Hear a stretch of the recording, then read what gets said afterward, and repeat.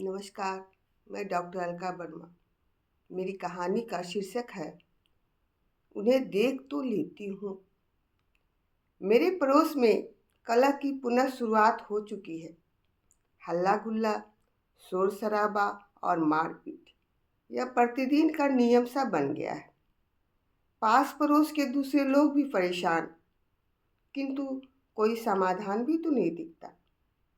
जब से धर्मनाथ ने दूसरा विवाह किया है, तभी से इस कलह के बीच पड़ चुके थे। धर्मनाथ एक व्यापारी है, कपड़े का थोक विक्रेता, एकलौता पुत्र, गुजर बसर लायक कमा लेता है। उसका विवाह साधुनाथ की पुत्री सुनैना के साथ हुआ। सुनैना का गोरा रंग ऐसा जैसे दूध में थोड़ा सा रंग मिला दिया हो। बड़ी बड़ी आंखें तो उसके नाम की पर्याय थी। छरहरा बदन, बोलते ओठ, मनमोहक हंसी सुनैना की खूबसूरती में चार चांद जड़ देती। धर्मनाथ ठिकने कद का व्यक्ति और किंतु भरे शरीर का था। दोनों का प्रेम परवान चढ़ने लगा। दोनों की प्रेम कहानी तोता मैना की कहानी सी मशहूर होने लगी। लगता था दोनों एक दूसरे के लिए ही बने। मायके भी जाने नहीं देता। सुनैना जाती तो वह भी साथ साथ जाता। दुकान छोड़ कई बार घर का चक्कर लगा जाता। देखते देखते वर्ष बीत गए, पता ही नहीं चला। किंतु वर्ष बीतने के साथ ही सास ससुर के मन में पोते की चाहत जगने लगी। अब मेरा मन पोता खिलाने को करता है।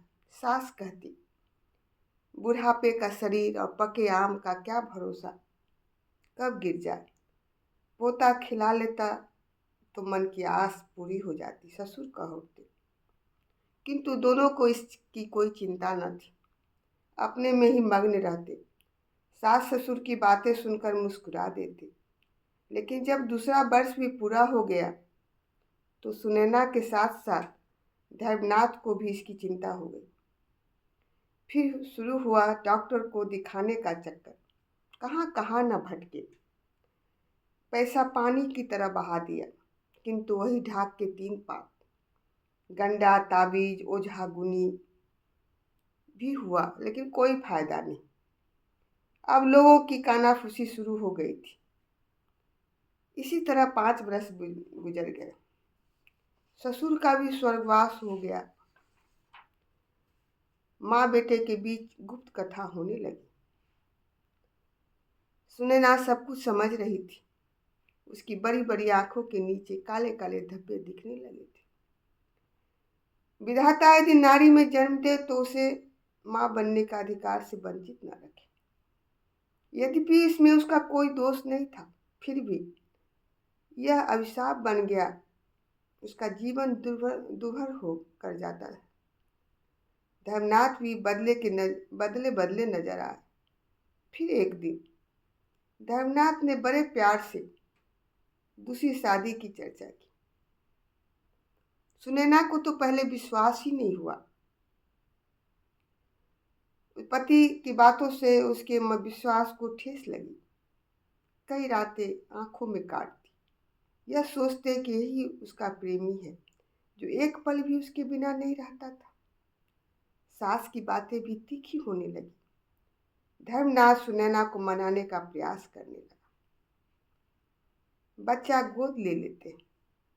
नहीं, सुनैना कहती, नहीं, दूसरे की संतान भी संतान होती, उसे भी कहीं वंश का चलता है। धर्मनाथ झिड़क देता। सुनैना सौत लाने को तैयार न थी, जिस कारण घर में कलह बढ़ता जा रहा था। धर्मनाथ मारपीट पर उतर आया था। सास की जहरीली बातें उसके अंदर तक भेद जाती थी। माँ बेटे के बीच खुसर फुसर कुछ ज्यादा ही बढ़ गई। एक दिन धर्मनाथ कुछ दिनों के लिए बाहर गया।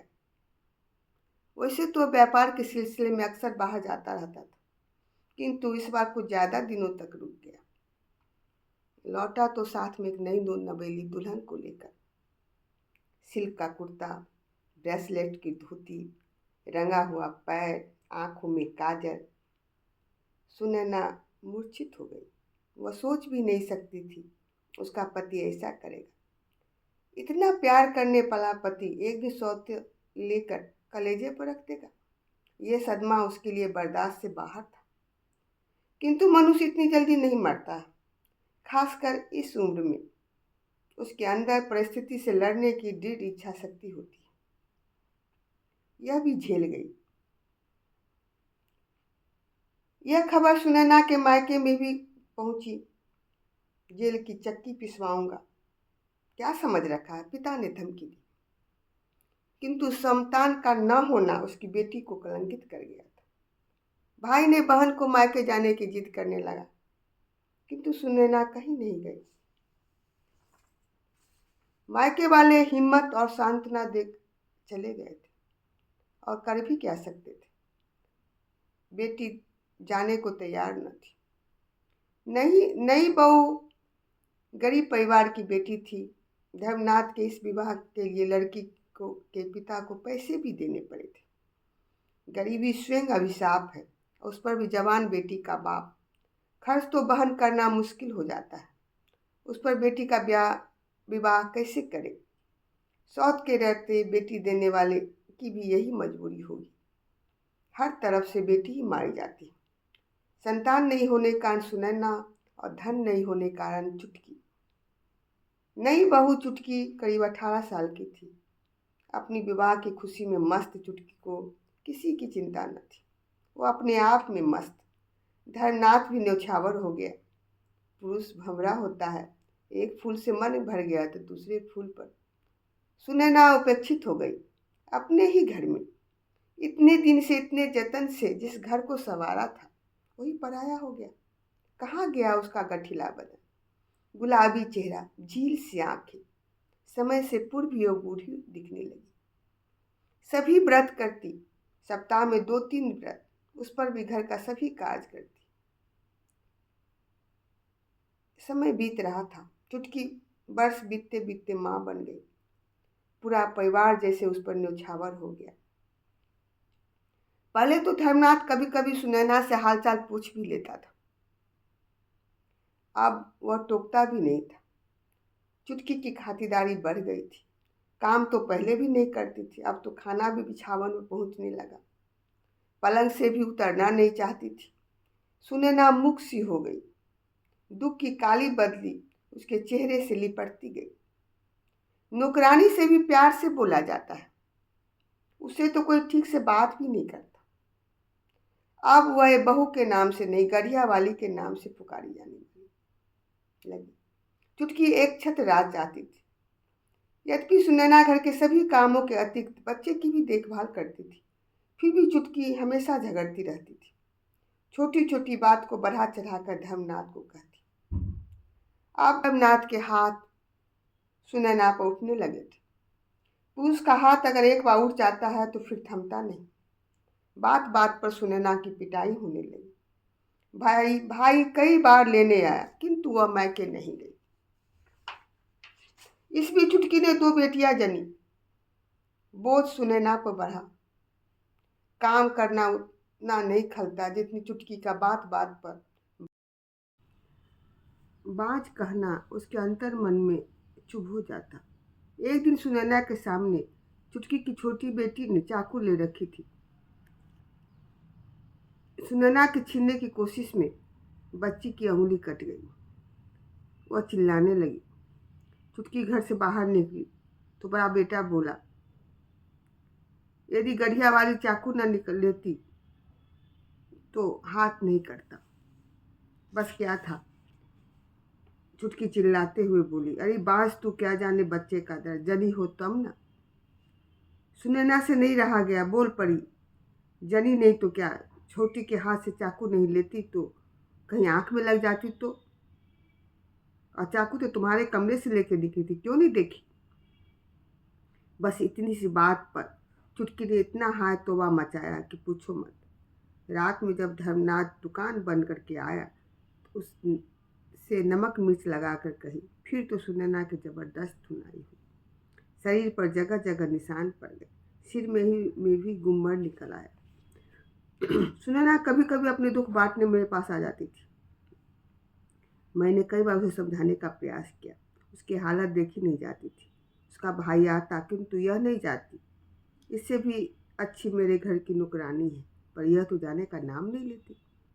कैसे ले जाऊं इसे? कहीं भी चैन नहीं पड़ता। भाई सिसकता हुआ कहता। घर में भी उठापटक की आवाज़ आ रही थी। मुझे भी गुस्सा आया।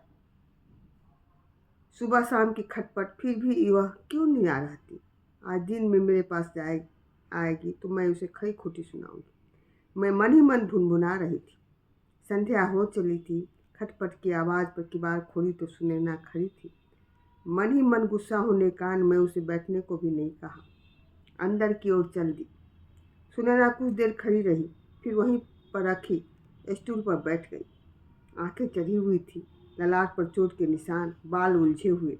मैंने कुछ नहीं कहा। वो कुछ देर बैठी रही, फिर चली गई।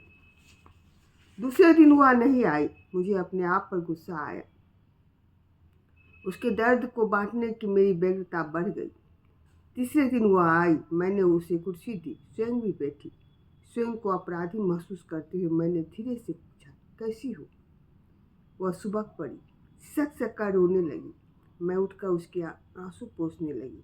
पानी पिलाई, उसकी सिसकी बढ़ गई। चाय बनाई। चाय पीने के बाद वो कहने लगी, अब मैं चली जाऊंगी। कितना सह और किसके लिए? यह जीवन भी कोई जीवन है, अब नहीं सहा जाता।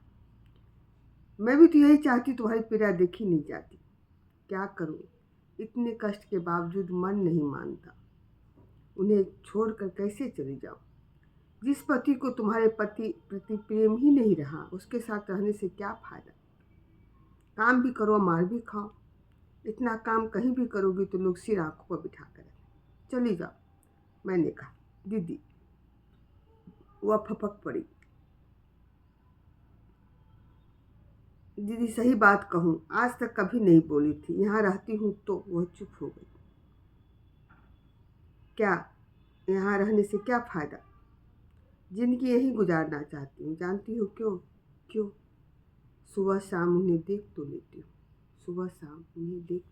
हूँ। धन्यवाद।